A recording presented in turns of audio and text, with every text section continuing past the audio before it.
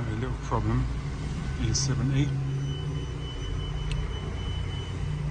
Look, I don't know if I can get this on camera. There. In there. This has come away from its cover. What that means is the water's running down here out of the sunroof. Down here, it's coming down inside all of this.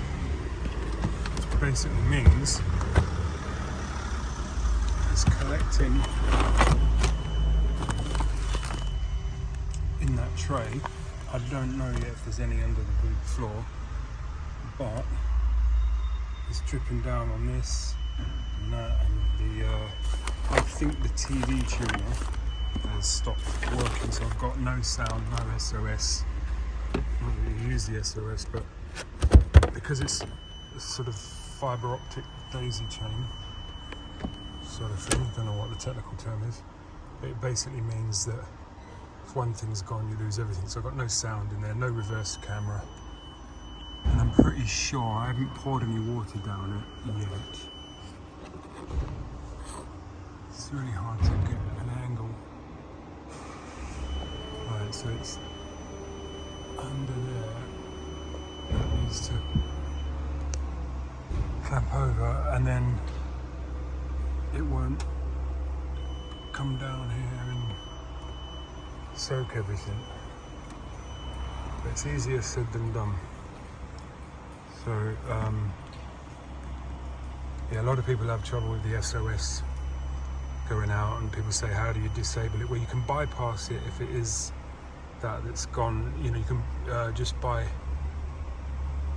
putting a fibre sort of loop in where it should carry on as a chain,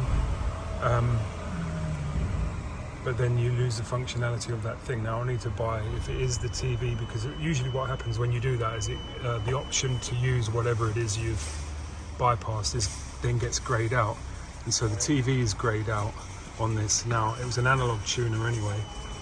I was going to get an Android head unit, probably still will, but I might, in order to keep, those you can buy aftermarket tuners for them anyway, in which case it's probably all I need to do is bypass the tuner. But I think I might see the digital ones are a lot more, obviously, because they're still workable, whereas the analog ones, I only got one channel on it because everything else has been switched off. So anyway,